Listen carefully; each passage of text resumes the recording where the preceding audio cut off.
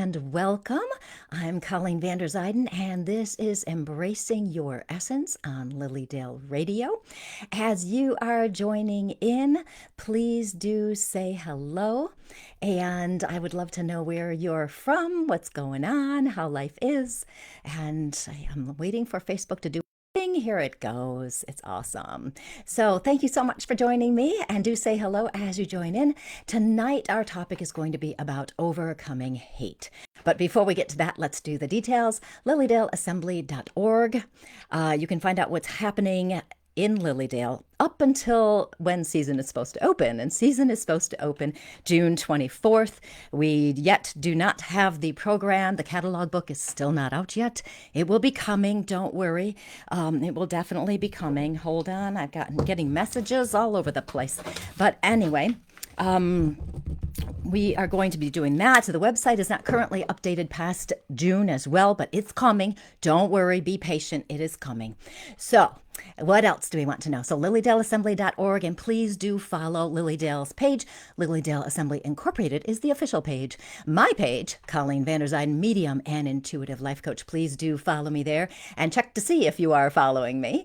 And we will be doing all sorts of fun things there on that page as we get moving forward. My website is ColleenVanderzijden.com, or you can do BeCourageouslyYou.com. And what else do I need to tell you? I don't even know. But tonight we are going to be talking about overcoming hate. As you have noticed, there's a lot of hate out there in the world right now. So we are going to talk about society and how to handle society's issues. We're also going to talk about when we ourselves experience hate directed at us, as well as those times when we send hate out ourselves due to our pain, our problems, our situations, and all of those things. So let me say hello to everybody who is joining me right now. And oh my goodness, something I don't know. Technology today. Is there a Mercury retrograde going on? Let's see. So we have, hi Laura, nice to see you. And Denise and Cindy and Narda and Darlene, Beverly, hi Beverly, and Mary and Nat, and Cindy and Molly and Kelly and Sue. And thank you so much for joining me. And let's see. Oh, I do want to mention my retreat. I'm not going to go on and on about it like I did last week, but I do have a retreat coming up the beginning of June called Reimagine Your Life. If you are confused, you're unsure of what your next steps might be, if you're wondering if you're ever going to have that life that you've been dreaming of, the life you want to have, this is the retreat for you, because we are going to learn about our past. We're going to play with auras. We're going to play with crystals. We're going to play with automatic writing. We're going to do energy empowerment techniques. So many different things we're going to do to help you reimagine your life so you can create that happy, joyful life you deserve. Okay, you deserve it, and we are going to help create that.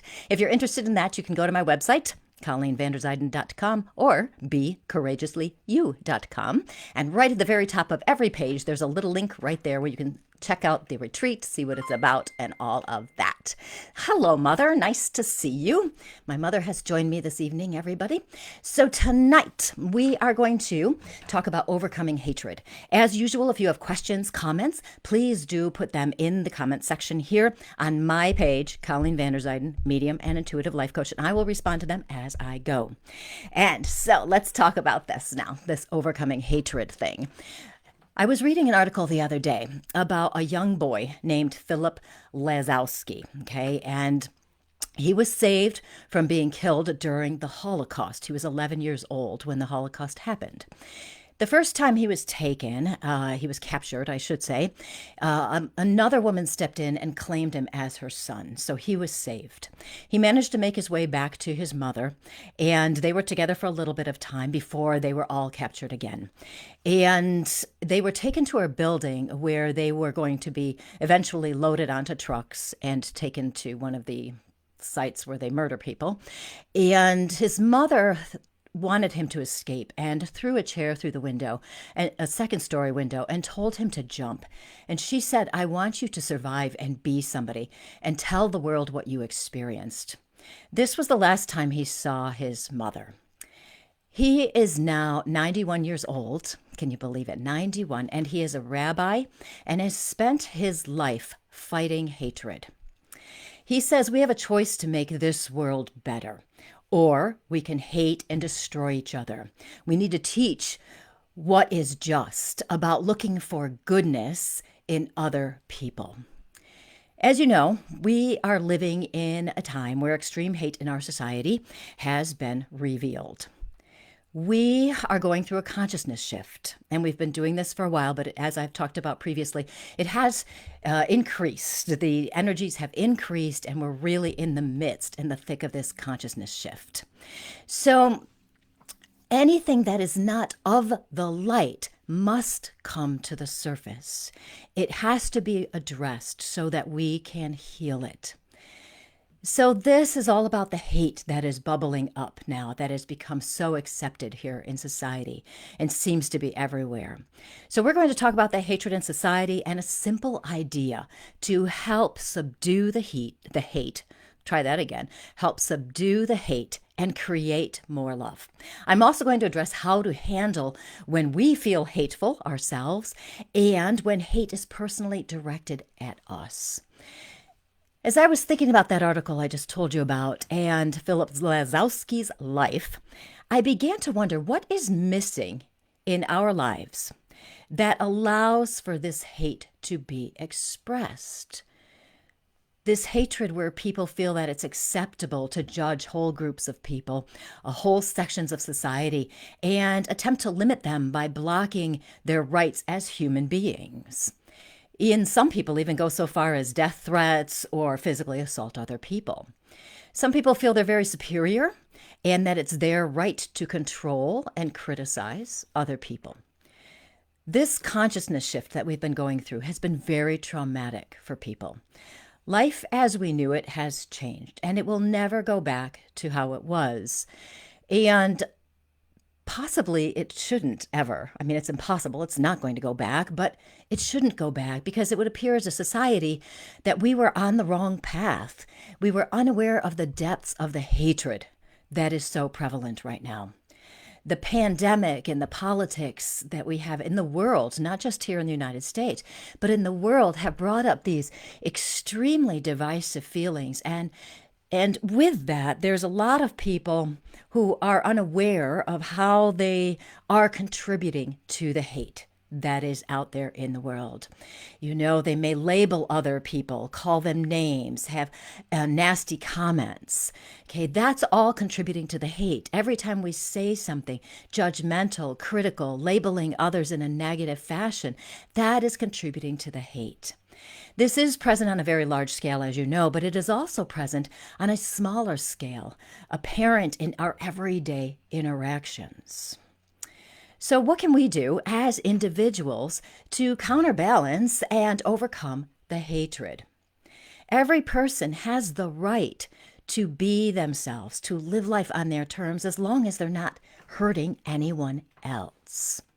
And while we can't go back in time and change how people were raised, change their belief systems, help them understand the concepts of kindness, dignity, and oneness, we can each choose to move forward with a new commitment to positively impact the energy. It's time that we as individuals tip the scale away from hate. I know it can sound very overwhelming, like it's not possible, I can't do it, but I'm going to talk about how to do this. And you'll see how simple it really is. And before I get to that, I do want to say hello to more people who have joined in. Hi, Jan. Hi, Stacy. Hi, Courtney. Thank you so much for being here. And if you're just joining in and don't know who I am, I'm Colleen Vander Zijden. I am a registered medium at Lilydale, as well as a certified intuitive life coach, and I'm a spiritual teacher as well. On this show, every week, I give you guys something to think about that's going to help you live your life and be the best version of you so you're as joyful as possible. This week, we are talking about hatred and how to overcome it. So, as individuals, we have the power. We can tip this scale away from the hatred and get back into the love. As I read that article about Philip there, I was really struck by this article. It really moved me in a lot of ways. The first thing that struck my interest here was that how it seems that we haven't learned as much as a society, as the world, as I thought we had about the Holocaust. So that was sad, of course. But I was also moved by the fact that Philip has lived his whole life with the purpose of creating a more loving, inclusive, and helping society. He could have chosen to go another way. He could have been bitter. He could have been cruel himself. He could have done all sorts of things like this, but he didn't do that. And what he did is he made that decision to connect to people. To connect to people as individuals, to connect in groups, to work with people in the mental health settings and mental health programs. So, what is missing that has contributed to the hatred we're seeing is connection.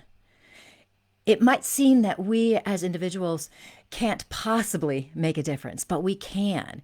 And I really want to challenge you to rise above the hate and practice seeing people, truly connecting with everyone you meet.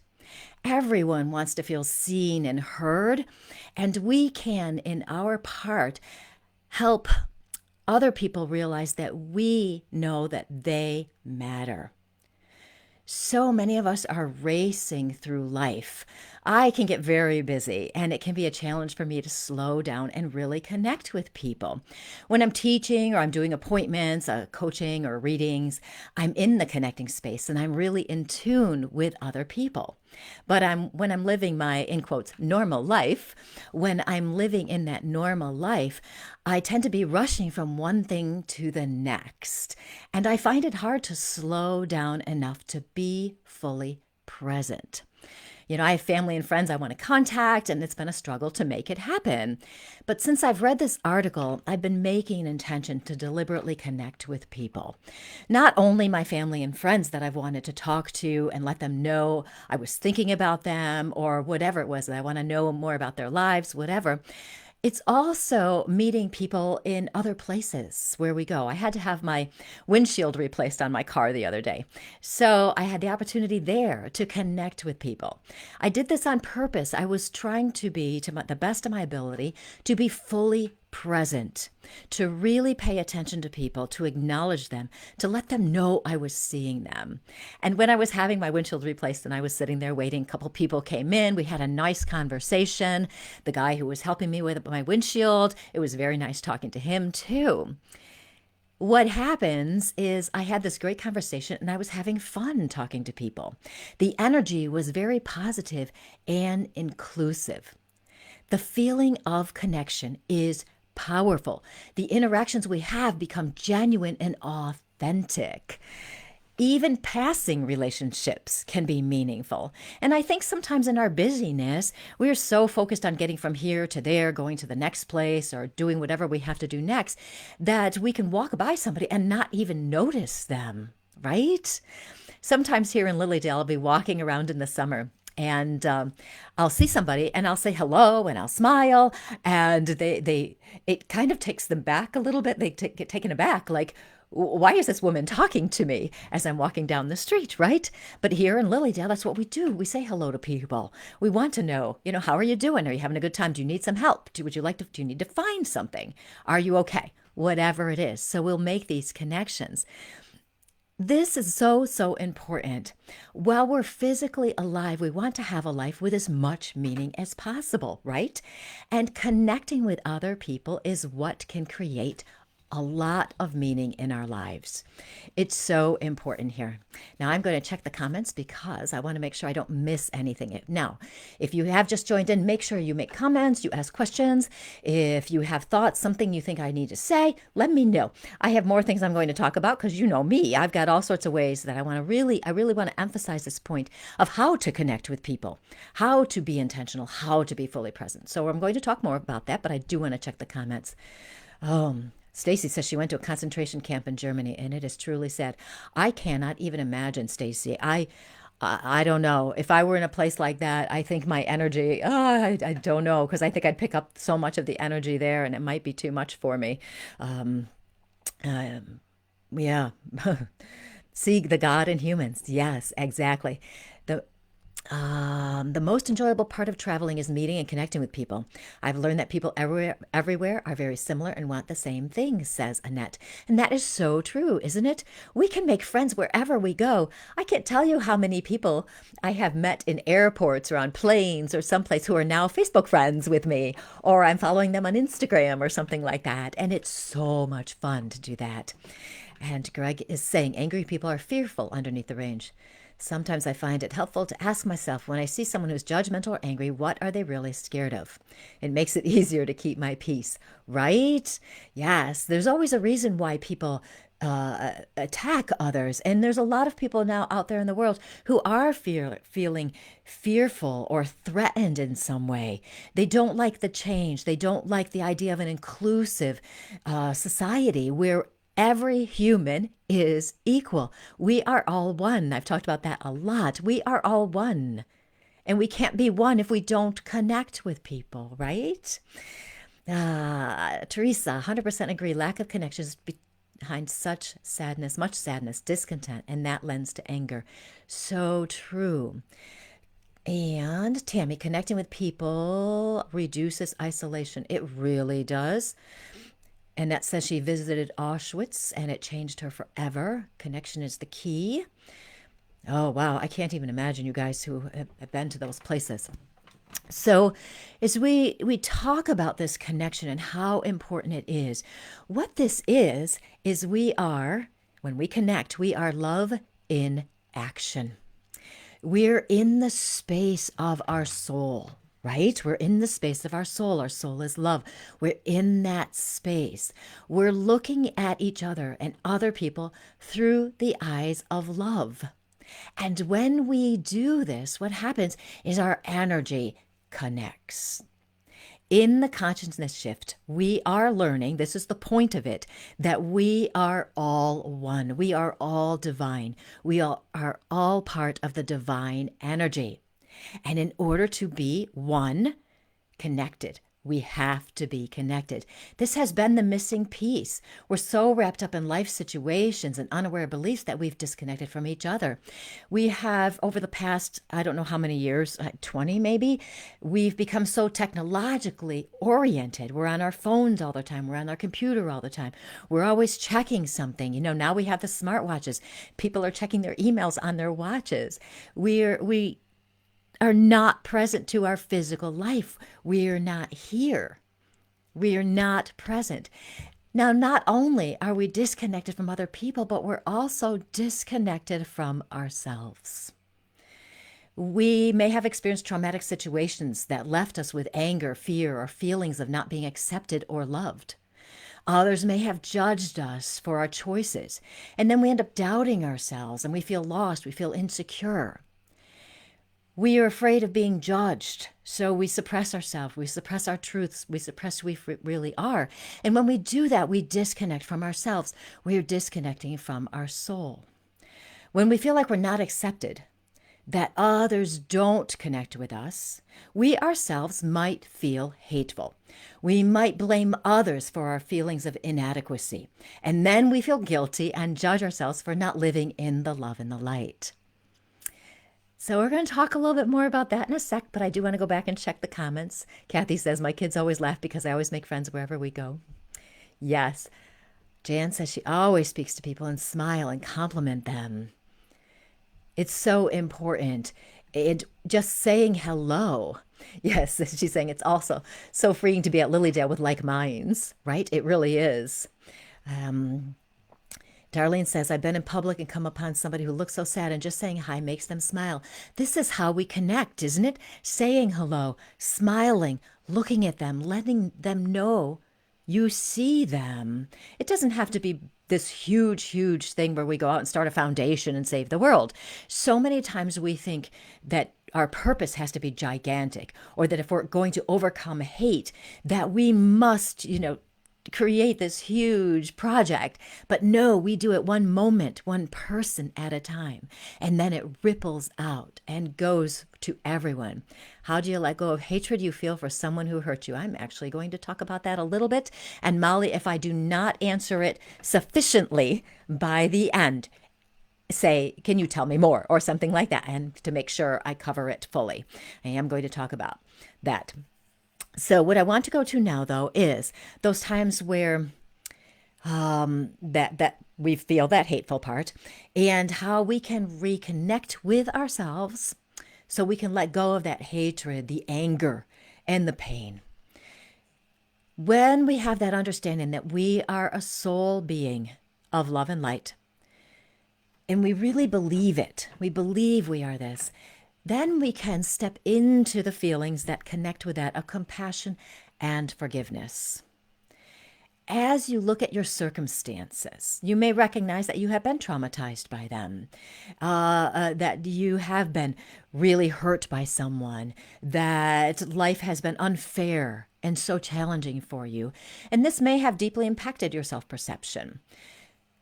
So we want to avoid adding on to the trauma by hating ourselves or hating other people.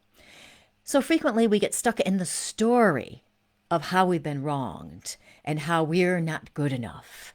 And we get in that cycle, and it becomes a cycle that can create more hatred toward ourselves or other people. And what we want to do is show ourselves some compassion. Acknowledge that you've done the best you could in tough situations.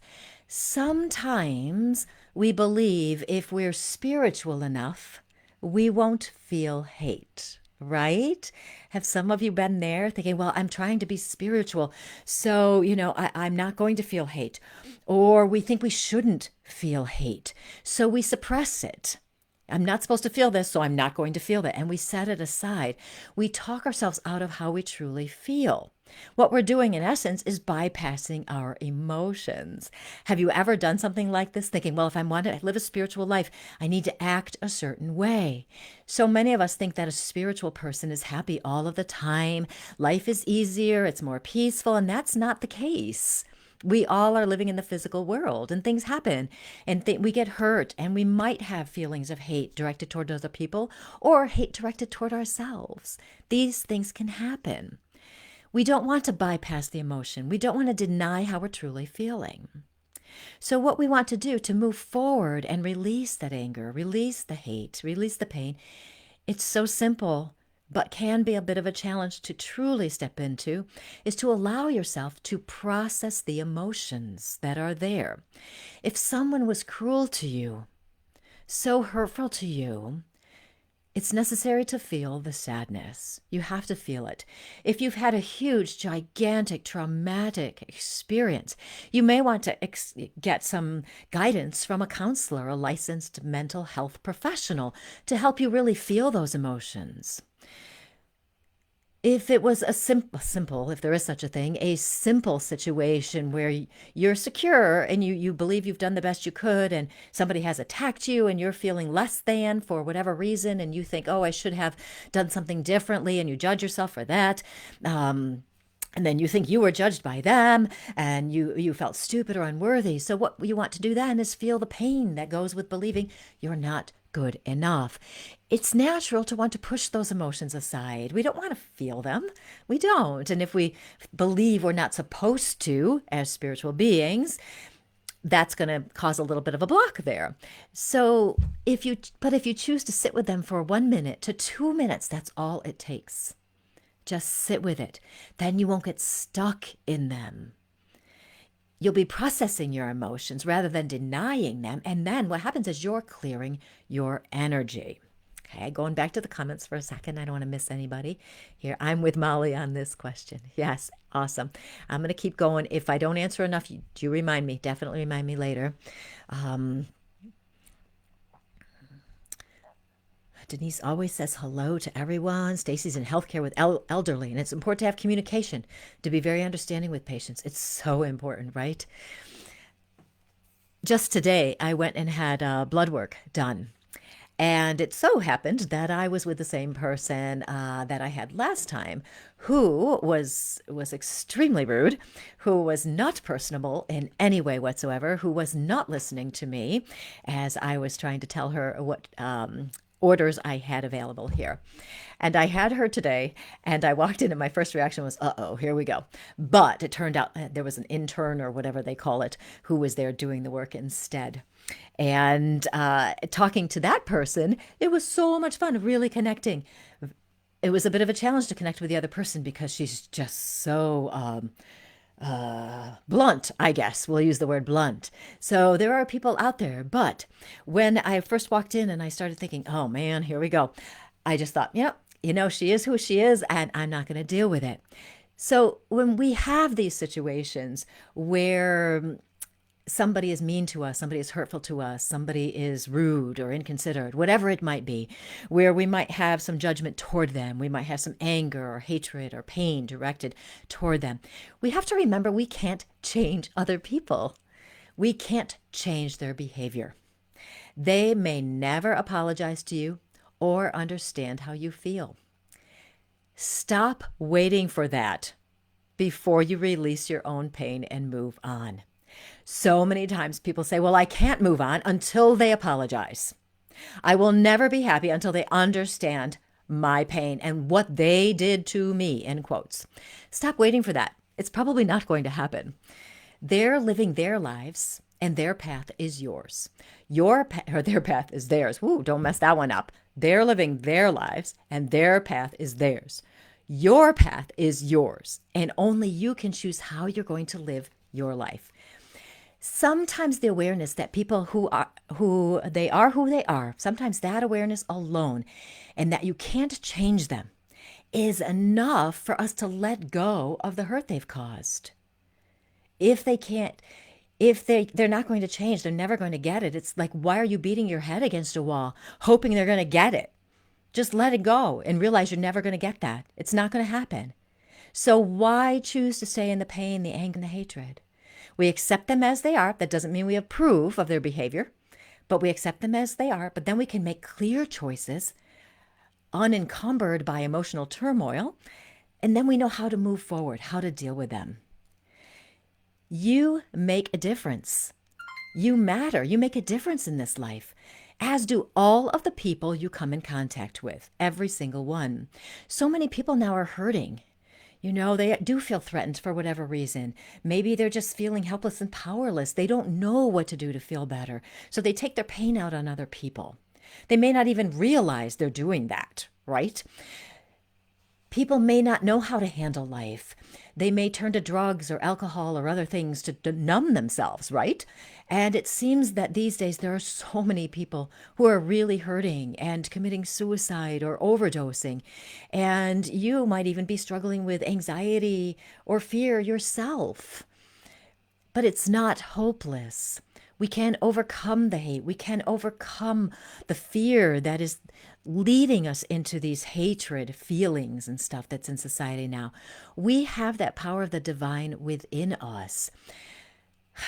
As we move through this consciousness shift, what's happening is we are opening up to the idea of realizing that we do have the power to make a difference. We can choose. We get to choose free will. We get to choose to reconnect with the divine energy of our soul. Each of us is so important in this consciousness shift. We have a choice in how we contribute. We can choose to live in love and connect, or we can attack others or ourselves for the choices that are made, or who we are or who they are. Okay? We have a breakdown in life now, in relationships. People are feeling so disconnected that the authenticity, the energetic connection is not really happening. It's because we're not stopping. We are not being intentional and deliberate in being fully present. We're not being fully present to ourselves. We're not being fully present to other people. We should do what Philip said, the child I was talking about earlier, who's now 91, and look for the good in people. I'm going to pause for a moment and backtrack, make sure I catch your comments. Okay, good. Oh my goodness, you guys had a lot of comments. I got to check them all. I love giving messages from loved ones in my mediumship journey. It's so much fun, isn't it? I try so hard daily to send light and love to a neighbor, but he continues to be cruel and makes me sad and to tears. I'm good enough. When will it stop? I process my emotion, but continues more. Okay, so what we want to do, people, Renee, if you have a situation like this where someone is really cruel to you, when this happens, number one, we want to be really secure in who we are. We want to be secure and believe in ourselves.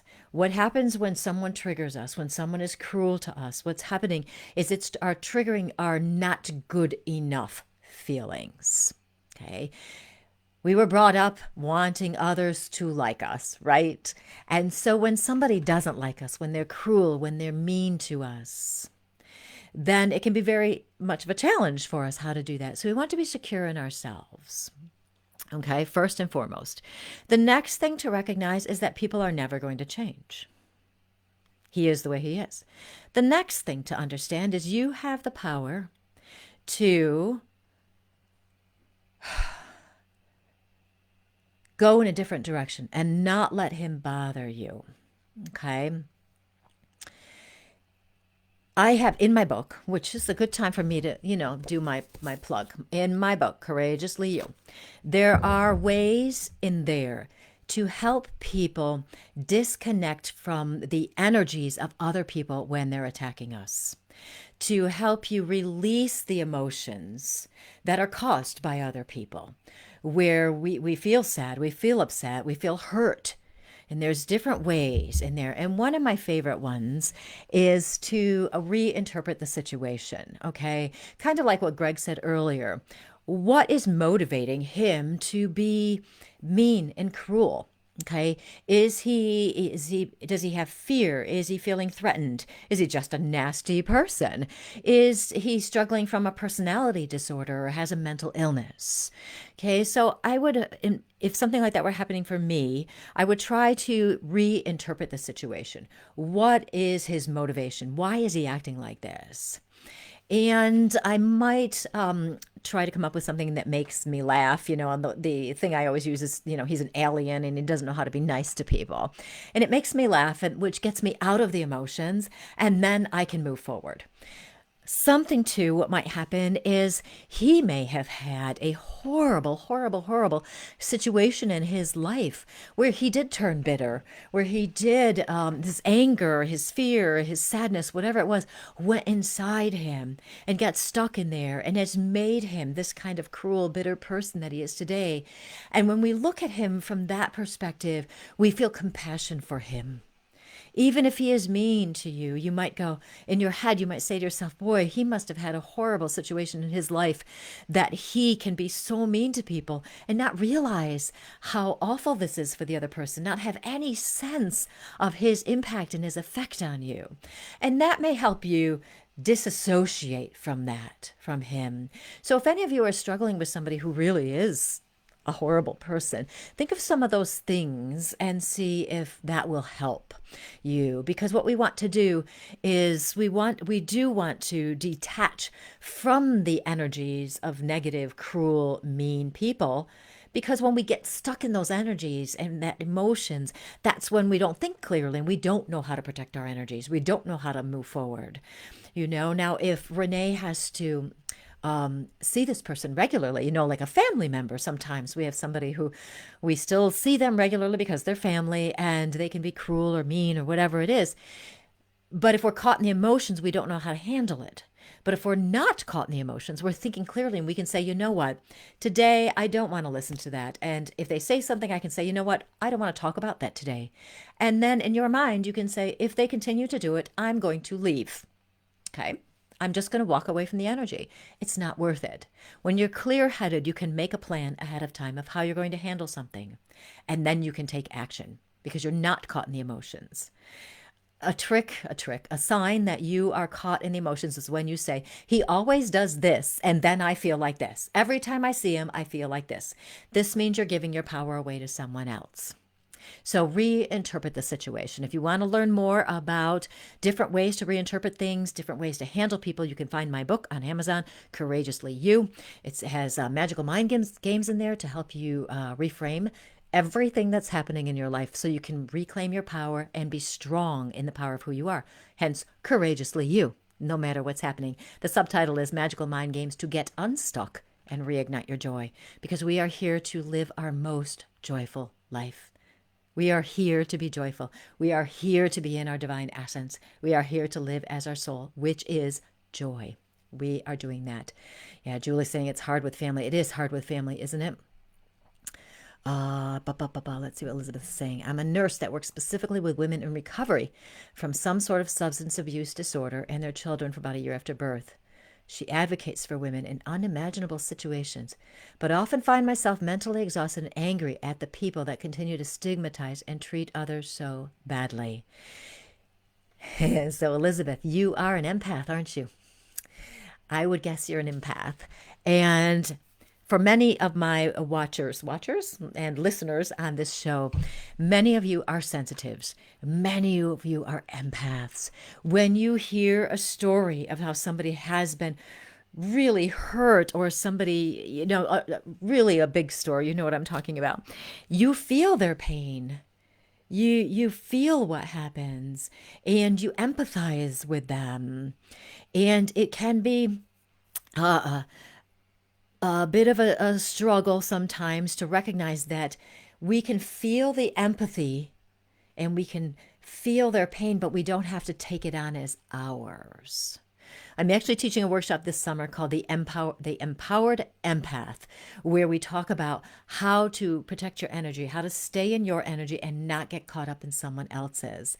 Elizabeth, the sign that you are caught up in that is because you're mentally exhausted and angry at the people that continue to stigmatize and treat other people poorly. So these other people, as you know, there are a lot of judgmental people in the world. I like to look at them to get out of that energy myself, because it can be easy for me as well to judge other people like, geez, they're so stupid. Why don't they see this? Why don't they understand? We are all humans. We are all struggling with something. Why can't everybody show compassion? Okay, so I understand this, but I kind of rewrite that and recognize that they just don't understand it. They have not had that experience to understand it. They have not recognized that there are different ways of looking at situations. So in a way, it's affirming to myself that they are just unaware. They just don't know any better yet. So it's kind of like a child, a 3-year-old who may not know it's not a good idea to put your hand on the stove or whatever. They don't know yet. So we have to teach them and we have to just guide them. As adults, sometimes we can't guide them. So what we do is we send them our best and recognize they are unaware. They don't know any better. And we send them compassion. We send them forgiveness because they don't know any better. Forgiveness helps us break that energetic tie. Okay, we don't want to be stuck in their stuff. We don't want to be stuck feeling angry for other people or toward other people because of their actions. So forgiveness, we forgive them. They don't know what they're doing. They don't know yet. Maybe one day they'll get it. Oh, Julie is saying, a 13-year-old boy took his life last night a couple of miles from me. My heart breaks for his families. Life is so hard for the young ones. It really is. And sometimes I think I wish I could go talk to a bunch of kids and tell them how to be nice to each other, show them different ways, talk about my magical mind games and help them play with some of these ideas. I may do that yet. It's so sad. And when something like this happens and we do feel powerless and helpless, because what can we do to help? What can we do? We can send them some money, we can send them a card, but what we can do is we can send them love energetically. It works. Sending someone love energetically, all you have to do is set your intention. I'm sending that person love, and they will get it. It will help. So you can do something. Oh, good, Randy. I'm glad that you didn't know how to see things this way. Yes, this is what I do. I show people different perspectives, and I love to tell people how many times I have done something wrong and what I've learned and how I do it differently now. So the serenity prayer, Laura does. Yes, the serenity prayer is beautiful for this. Seeing through a lens of compassion can be so helpful. I can't wait to dive into your book and learn everything. Well, thank you. You'll have to let me know what you think. For me, a lot of being able to let go of anger and hatred is more than I feel I can do. From the scripture perspective, we are reminded, I of myself can do nothing. It is the Father, the divine, in me that does the work. Open my mind with the faith of a mustard seed and not hang on so much to my judgment. Yes, let the divine guide us, right? We want to let the divine guide us. We are a soul. So if we are a soul and we are part of the divine, and we are one with the divine, then we can let go of this. And we've talked about this quite a bit here, about the guide me, asking spirit, asking the divine to guide us. When we do that, we can let go of those things and allow the divine to show us the path. We don't have to figure it out. We really don't. Jan says, whatever that hateful person says or does is about him, not you. But continue to send him light, that his fear and anger be lifted from him. Setting boundaries, yes. They're aliens. I know it's my favorite one to say that people are aliens when they aren't nice people. They must be an alien and they don't know they're supposed to be nice. Heidi, good point. I'm learning to not take things personally and to walk away when people are mean to me when I'm nice to them. It may not be about me at all. We don't know, right? Their path is theirs. Our path is ours. If we're being triggered, it's something within us that we need to look at. That doesn't mean they're not mean and that they're not a jerk. They may certainly be. But that doesn't mean we have to stay stuck there and we don't have to retell that story. We don't have to take their anger on. We don't have to own their story. It's theirs. We can set it aside and go, it's not ours. So we don't have to take things personally. In the 4 agreements, that's one of them. Don't take anything personally. If you lived your life not taking anything personally, just choosing not to take anything personally, your life would be so much more peaceful. Even if people are being intentionally rude to you or mean to you, you still don't have to take it personally. Even if they mean it that way, you don't have to. You can change the story. Holly is saying, my magical mind game of reframing I can't to I won't has helped me detach and realize I'm choosing to stay in situations or my emotions. That's one of my best, well, I like all my magical mind games actually, but that's a great one. You can read more about it in my book. I won't go on and on about it, but it helps people reclaim their power. You know, do you think there is some relation to old souls versus newer souls? Well, that's an interesting comment. That's a very interesting comment. I have not thought about that in a long time, old souls versus new souls, because I'm actually starting to wonder if there is such a thing. Is there such a thing as a new soul? Because we are part of the divine. We have been here forever. So is there a new soul? I'm wondering if it's more the lessons we chose to learn in this lifetime, where we may have chosen to come into this lifetime with more of the wisdom. We've chosen to bring in more of our soul's wisdom. And maybe another time we choose to come into this lifetime and say, you know what, I really want to learn this lesson instead. And we don't bring all that wisdom with us. I'm wondering about that. So I didn't really answer your question, Annette, but it gives you something to think about, I bet. You're going to see him as an alien and dance down the driveway. Sending someone love is the greatest gift we can give. A hater is just someone who is uneducated on others' realities. Ooh, I love that. I do. I love that. So what we want to do for this connecting thing is when you're talking to someone or you meet a random person somewhere or you have a struggle with somebody, what we want to do is slow down and pause and take a moment to be intentional about connecting. And be present. You know, we want to see them through the eyes of love. We don't want to take on their stuff, but we want to see them through the eyes of love. So we want to look for the good. We want to be kind as we can. We want to make a compliment, let them know we see them. You don't have to fix anything or help them improve their lives, right? According to your expectations. Sometimes we just need to be with them. And if you're online and you see a comment where somebody is hateful and you disagree with them, just pause and then decide, what is your response going to be? Are you going to respond and contribute to the hate or to the love? You can respond with the eyes of love, even if you disagree. And sometimes just looking at somebody differently, reframing it, reinterpreting them as an alien or whatever. Just doing that is looking at them through the eyes of love, because you're recognizing that there might be something there that where they need love, they need concern, whatever it could be. Okay, so that's an eyes of love. If you start criticizing yourself, pause. Remember, you are that being of divine love and light. Be intentional. Choose different words about yourself. You can show people you care by being kind and thoughtful. Every time we connect with somebody, we are raising the vibration. We're moving into the love and away from the hate. Your words do matter. You want to be very intentional about your words. You don't want to be the kind of person who speaks out of habit, judging other people and things like that. In my book, I do have lots and lots of exercises in there, magical mind games, to help you use different words, to be intentional with your word choices, to recognize the words you use that diminish who you are or take away your power. Like when you say, I can't, you're giving away your power. When you say, I won't, you're choosing. It's a totally different thing. So there's lots of things we can do. Randy is saying our souls may very well be as old as our DNA. Yes, it's such an interesting thought. I'm going to have to think on this a little bit further about old souls and new souls and all of that.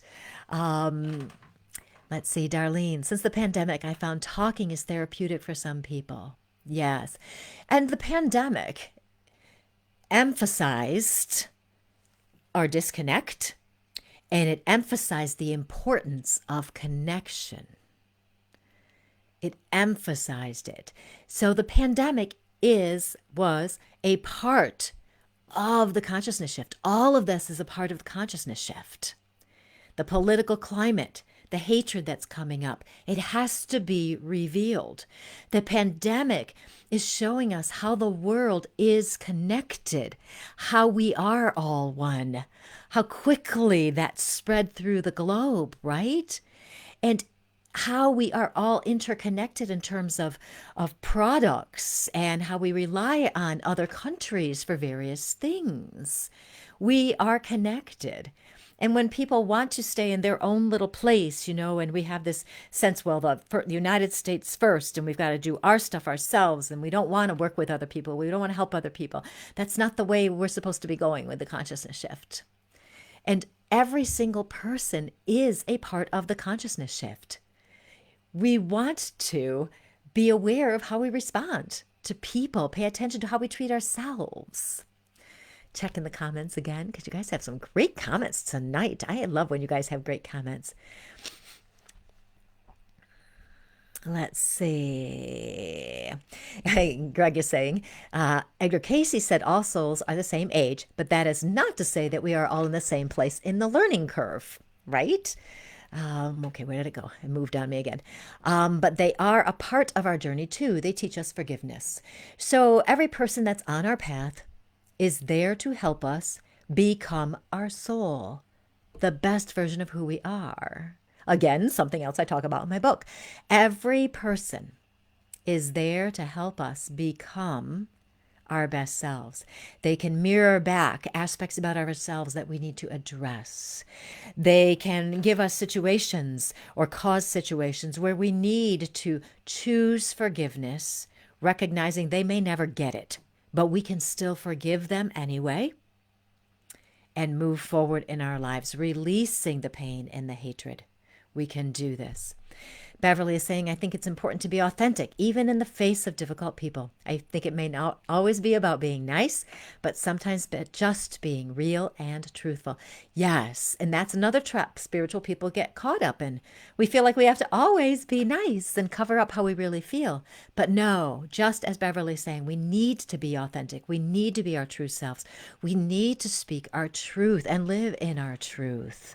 We have to be honest with ourselves and do what we need to do. It's so important. The pandemic highlighted me first mentality, but it also highlighted what we did not want to be. Exactly right. And help push many people towards love. Now, what I am finding right now, because of everything that's happening, is we are finding that more people are waking up to the spiritual aspects. They're waking up to understanding that there's more to life than the physical. They're also waking up to realizing they want more out of their lives. That's why I wrote my book, to help people create more out of their lives. This is why I'm doing that retreat in June, so people can come and realize they can create the life of their dreams. It's possible. You can do it. And so this is why so many of us, mediums, healers, teachers, we are helping people as best we can to recognize they have the power of their soul and that they can create the most amazing, joyful life if they want it. Let's see. My brothers were estranged and I realized I could not fix it. I decided to mentally send both love and healing on a daily basis. The next time we were together, they both were more open. I believe in sending love. It does make a difference. When we send positive energy to people, even if they are not normally receptive to kindness or things like that, it does make a difference. Overcoming hatred is an individual responsibility. The government's not going to fix it. Somebody else isn't going to fix it. It starts with choosing to connect with each one of us. We choose to connect with who we truly are at the soul level. We become aware, we pause, we become intentional, we're fully present in the moment. We look at people through the eyes of love, the eyes of the divine. We truly see people. And this has to go toward ourselves as well. We want to do the best we can to look at ourselves and go, we make a mistake or something. Go, it's okay, Colleen. You're doing the best you can. It's all good. Don't worry about it. Connection is what is going to tip the balance away from hate and into love. And what I want to do is I really want to challenge you. You know how they have these challenges all the time now? They call it, let's do a 40-day meditation challenge or whatever. But I want to challenge you this week to really make a point of connecting with your soul and then connecting from soul to other people. Really looking at them, really making an effort to understand where they're coming from, really exploring who they are and seeing them. And this doesn't mean you're fixing them, right? You're not going to fix them. You're accepting who they are. But your intention is to connect with them so that they feel seen because you'll be looking at them through the eyes of love. So amazing. When we start doing this, when we really do it, and we make a point of doing it, with each person you touch, that person is going to feel better. And then they're going to touch others. And there will be a ripple effect out. And if more of us decide to do this, to connect and be that voice of love in the eyes of love, it is going to spread. And the love will win over the hate. That's the plan. And there we go. And that was what I wanted to talk about tonight. I want to thank you guys so much for all your wonderful comments. So many wonderful comments. And just remind you, you can get my book on Amazon or wherever books are sold. Courageously You, Magical Mind Games to Get Unstuck and Reignite Your Joy. And we do get stuck in so many different things, problems, as well as thoughts and beliefs and emotions. And so I've got different ways to get unstuck so you can get back to hope and happiness and joy, all of those things you can get back there. And so you can connect with me on my page here, Colleen Vander Zijden, Medium and Intuitive Life Coach, and be sure to follow me there and check and see if you are. And also on my website, Be Courageously You, or ColleenVanderZijden.com, lilydaleassembly.org, and as soon as the program book is out, I will let you know. It is delayed this year. Yes, it truly is. But things have been in a bit of a disarray in the world and here as well. So it's coming. Don't worry. lilydaleassembly.org and official page on Facebook, Lily Dale Assembly Incorporated. So sending you all, yes, I'll send you all back at lots of love and light tonight. And you guys have the most wonderful, joyful week. And really, really, I would love for you to make an intention to connect with people. Maybe we'll have a little report next week and I'll ask y'all how you did. Or send me a message or write it on my page or something. I would love to hear how you're doing with that and connecting with others. So you guys have a great week and I will see you next week. Bye.